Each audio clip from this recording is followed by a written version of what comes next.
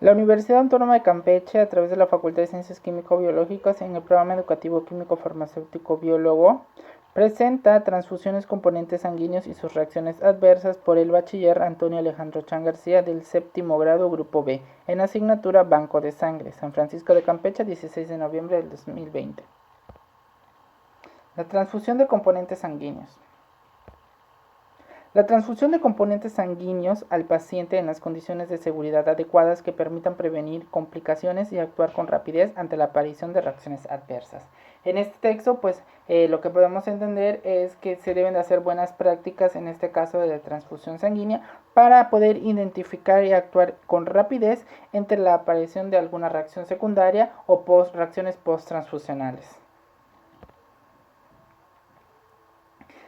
Antes de que un paquete o un hemocomponente salga del banco de sangre o del hospital de banco de sangre, del área de banco de sangre, pues se le realizan diferentes pruebas. En este caso, banco de sangre tiene un proceso de dos líneas, un proceso administrativo y un proceso técnico o operativo. En este caso, pues hablaremos de ambos. Primero tocaremos la parte operativa, que como podemos ver en las diapositivas, nos puede decir que sería la comprobación del grupo sanguíneo del paciente. Cuando nos solicitan un paquete globular, plasma fresco congelado o algún concentrado plaquetario, es importante verificar el grupo sanguíneo del paciente. En este caso, el encargado de banco de sangre es la persona que debe de hacer la comprobación del grupo sanguíneo del paciente, ya que dentro del área hospitalaria se manejan diferentes formatos según la institución en la que se esté trabajando. Otra de las pruebas que generalmente y son de rutina en la área de banco de sangre son las pruebas cruzadas, que es una prueba de compatibilidad entre el donador y el receptor. En este caso, se debe de llevar igual registro en una bitácora de el número progresivo. Esta bitácora debe contener el número progresivo, debe contener el donador, la caducidad de la bolsa, el número de folio, debe contener igual el nombre del receptor, debe de contener el grupo sanguíneo al que pertenece o el grupo sanguíneo que se está cruzando, y debe contener cada una de las fases, la fase salina, la fase de albúmina, la de Coombs. Debe igual contener la comprobación del grupo sanguíneo, tanto normal como inverso, y debe estar registrado en esta bitácora. Y por último, debe tener la firma del químico, del técnico o del auxiliar que realizó la prueba.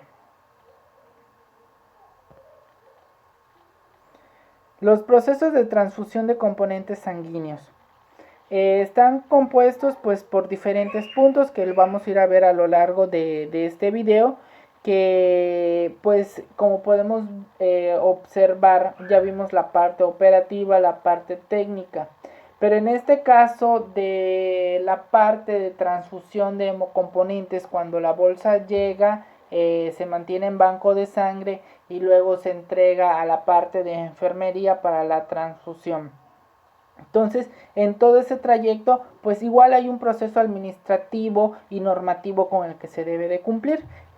El primer punto pues sería revisar el tratamiento médico para confirmar la prescripción y las pautas de administración del hemocomponente. En este caso, cuando se está en la parte hospitalaria y este hospital no cuenta con un banco de sangre, que es lo más común aquí en el estado, que hay un banco estatal de sangre, pues en el área hospitalaria se manejan un tipo de formatos en el cual por experiencia ya trabajando en un hospital me he dado a la tarea de tener la observación de que este formato pues tiende es como una solicitud a banco de sangre hospital, solicitando pues el hemocomponente que será transfundido al paciente.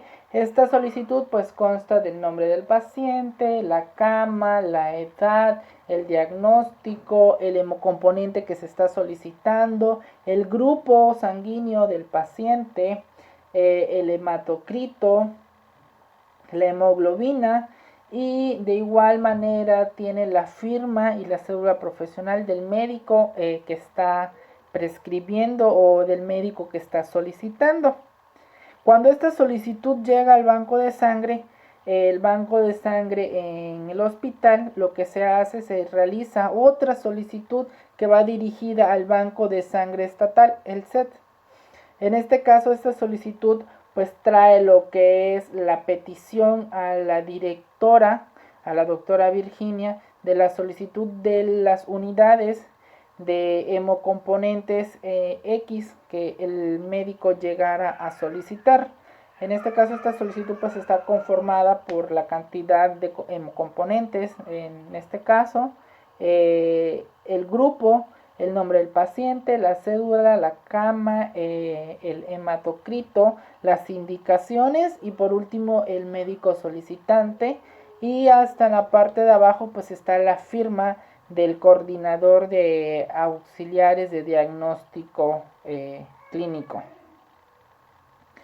De ahí cuando el familiar va con esta solicitud a Banco de Sangre proporciona lo que es los paquetes o los hemocomponentes que se están pidiendo, y pues ellos tienen otro proceso administrativo en cuestiones de pues los donantes que tenga que llevar el familiar, en este caso que vaya a hacer el trámite de los componentes sanguíneos.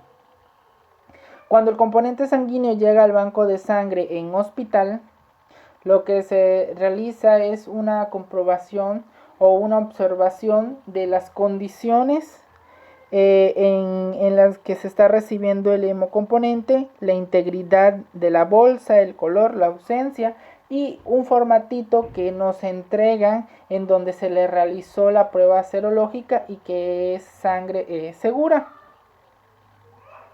Cuando la bolsa ingresa, pues igual en el área de banco de sangre se mantiene una bitácora en donde se registran las entradas y las salidas de los paquetes o de los hemocomponentes. En este caso, pues ¿qué por norma se debe llevar esta bitácora? Pues en la que está igual un número progresivo, de dónde proviene en este caso el hemocomponente, la caducidad, el donador, el tipo de componente que es concentrado eritrocitario, plasma fresco congelado, concentrado plaquetario, a favor de quién, y las pruebas serológicas que se le realizaron al hemocomponente, y por último la fecha de caducidad del hemocomponente. Antes de que, en este caso, de que la bolsa salga ya del área de banco de sangre en el hospital, pues igual hay que, en este caso, tener la bitácora y llenar la salida. En este caso, para el receptor, el diagnóstico, en este caso, si se le hizo pruebas de compatibilidad, el químico que está entregando, y el personal quien está recibiendo, en este caso sea el de enfermería, el médico o algún camillero. De igual manera, pues se prepara al paciente para la técnica invasiva que se le va a hacer, que es una técnica de punción intravenosa, y ya en cuestiones de la técnica, antes de empezar la transfusión, pues la identificación del paciente, comprobar que el componente sanguíneo a administrar es el componente que se solicitó al paciente, verificar los datos de la solicitud y firmar la hoja de registro transfusionales por las dos profesionales que van a hacer, que hicieron o intervinieron en la identificación, y por último pues no despegar ninguna de las etiquetas de la bolsa. De igual manera, pues se tiene que realizar una higiene de manos a empezar la manipulación del paciente en todo momento. Pues como podemos ver en la imagen, pues ahí está la manera adecuada de realizar esta higiene de manos. De ahí conectar el sistema de suministro por banco de sangre del hemocomponente, purgarlo, identificar en este caso con una etiqueta azul rotulada con la leyenda de intravenosa o cómo se maneje en cada hospital en esa parte de la transfusión. Realizar la desinfección del conector de la válvula del tapón, lavar el acceso venoso. Se va a utilizar el suero fisiológico, en este caso la salina al 0.9%, y conectar el sistema al acceso venoso. Iniciar lentamente la perfusión en los primeros 10-15 minutos, observando al paciente para detectar precozmente signos o síntomas de algunas reacciones transfusionales que veremos más adelante. Adecuar el ritmo de infusión según el hemocomponente a transfundir y las características del paciente. Observar regular la aparición de posibles reacciones adversas ante la transfusión. Medir el registro de los signos vitales durante la transfusión. Una vez realizada la transfusión, comprobar el estado del paciente, medir y registrar los signos vitales, retirar la bolsa y el sistema y lavar el acceso venoso con suero fisiológico al 0.9%. Como podemos ver, es una constante atención al paciente. En este caso, pues ahora vamos a hablar de los tiempos en los que se debe hacer la infusión. El concentrado de Matías se recomienda que el tiempo de infusión de una unidad no sea menor a los 90 minutos, mayor a las 4 horas.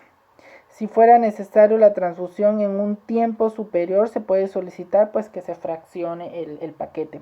En este caso, pues como lo decía al principio de la técnica, se empieza con una etapa lenta de 10 a 15 minutos y después se va normalizando para que dure ese lapso mínimo de 90 minutos, pero no exceder las 4 horas en la infusión. Si estamos hablando de plasma fresco congelado, pues se tiene que hacer el proceso de descongelación dependiendo del banco de sangre. Si ya sale descongelado el plasma fresco, pues se puede prefundir entre 30 y 60 minutos. Si el plasma sale todavía congelado al servicio de enfermería, pues ellos se encargarán de la descongelación y tendrán que hacer el mismo proceso de 30 a 60 minutos. En caso de concentrados plaquetarios, perfundir entre 15 y 30 minutos, adecuar los ritmos de infusión a la situación hemodinámica del paciente. Cualquier incidencia, pues hay que comunicarla al banco de sangre en su estudio y registro del programa de hemovigilancia. Bueno, en este caso, en el caso de que la bolsa presente, el paciente presente algunas reacciones adversas a la transfusión, pues inmediatamente se suspende la transfusión, se retira todo el equipo y la bolsa se conserva, se notifica al banco de sangre o al área de hemovigilancia y se levanta un acta y se le da destino final a lo que es el hemocomponente. La transfusión de concentrados y eritrocitarios, las indicaciones pues es por anemia sistemática, anemia crónica, repercusiones hemodinámicas, participación en pacientes con cardiopatía concomitante, en hemorragia aguda para recuperar la capacidad de oxígeno, igual en accidentes en donde se perdió mucha sangre, en sangrados fuertes. También ahí se puede dar la indicación de una transfusión de concentrado eritrocitario. En las indicaciones de transfusión para plasma fresco congelado, pues se da un enfoque que debe iniciar desde una biometría hemática en lo que podemos identificar una trombocitopenia, tiempo de hemorragia que evalúa la hemostasia primaria, así como los tiempos de coagulación, TP, TPT, para evaluar la función del fibrininógeno. Entonces, en este caso serían las indicaciones para hacer una transfusión de plasma fresco congelado. Pues las indicaciones para la transfusión de crioprecipitados pues es conforme al protocolo de función masiva en hipodisfibrinogenia, la enfermedad de von Hildebrand o la deficiencia del factor 13 de la cascada de coagulación. Ahora sí hablemos de las reacciones adversas en cuestiones de transfusión. Tenemos las transfusiones inmunológicas. En este caso nos puede dar lo que es hemolíticas, fiebre no hemolítica, alergia urticaria, anafiláctica, daño pulmonar agudo asociado a la transfusión. Estas igual se clasifican en lo que son inmediatas o tardías. En las inmediatas pues puede haber una contaminación bacteriana, sobrecarga circulante, hemólisis no inmune, hipotensión, embolia, hipotermia, desequilibrio electrolítrico, coagulopatía dilucional. Y en las tardías pues está lo que es la inmunización contra los antígenos eritrocitarios, plaquetarios, leucocitarios, proteínas plasmáticas, púrpura posttransfusional, inmunomodulación por transfusión, y podemos ser susceptibles a una transmisión de infecciones virales, bacterianas o parásitas. Igual en los efectos adversos pues tardíos, en este caso, en esta tablita pues tenemos algunas de las etimologías más frecuentes que pueden darse por, en este caso, una reacción adversa de la transfusión. Es importante recalcar que en algunas de estas tablitas en cuestiones virales, pues ya las pruebas son muy específicas al realizarse en banco de sangre y pues son muy poco comunes que uno de estos efectos adversos tardíos pueda llegar al paciente receptor o no ser detectado y se le transfunda este tipo de hemocomponente al paciente y le pueda causar una infección de tipo viral. De ahí tenemos las reacciones hemolíticas agudas, que ya habíamos hablado anterior en la otra tabla en general. Ahora vamos a hablarla un poquito más profunda. Y tenemos una hemólisis intravascular. En este caso los síntomas y los signos es la ansiedad, el dolor retroesternal umbral, fiebre, escalofríos, náuseas, vómito, hipertensión, taquicardia. ¿Esto a qué se debe o por qué se nos puede causar? Pues puede causar por una incompatibilidad en el sistema AB0 y otros sistemas que ya habíamos visto alrededor del curso. En este caso, pues mediada principalmente por los anticuerpos de la clase IgM y de la clase IgG. De ahí tenemos una hemólisis extravascular que nos puede dar ictericia, fiebre, transfusión inefectiva, escalofríos, y esto se puede dar por una incompatibilidad por el sistema RH, DOFI, KIT y EKEL, otros diferentes al sistema ABO0. En este caso está mediada por la clase de anticuerpos IgG y fijadores o no del complemento, en este caso el del factor de complemento C3 o el sistema de complemento. Reacciones alérgicas y anafilácticas también podemos tener como una reacción adversa de la transfusión. En este caso tenemos la urticaria, que se puede ver como purito, enrojecimiento o el famoso rash, por medida de anticuerpos de la clase IgE contra algunas proteínas plasmáticas del hemocomponente del donador. Reacciones anafilactoides, la urticaria, estornudo, tos,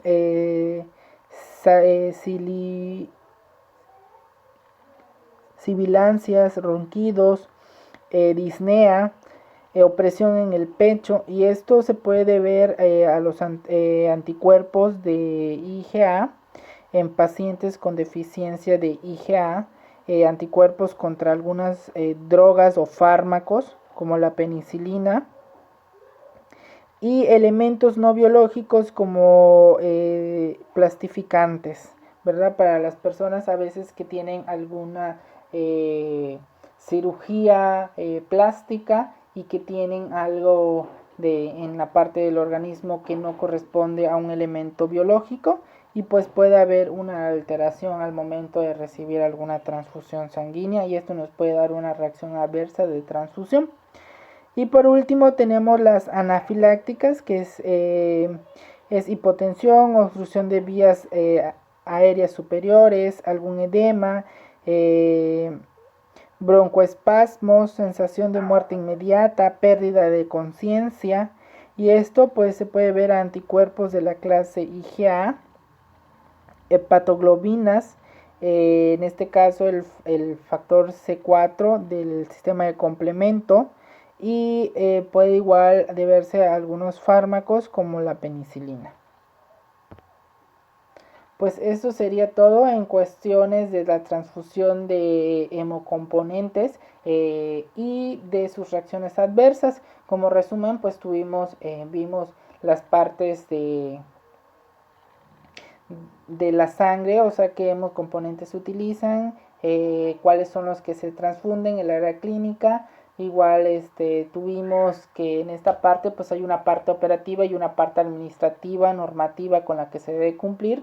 Esta parte normativa pues está en la NOM 253, que es de la norma para banco de sangre, y que nos indica todos los procesos administrativos que se tienen que realizar antes de llevar a la transfusión, después en la transfusión y después de una transfusión. En caso de que se presenten reacciones adversas, pues se tiene que levantar en la bitácora y se tiene que hacer un reporte y darle destino final al hemocomponente. Recordando que si el paciente presenta una reacción adversa de transfusión inmediata, pues es importante en ese momento suspender la transfusión, retirarlo y conservar en este caso el hemocomponente para darle destino final y se levante un reporte en donde presentó reacciones adversas.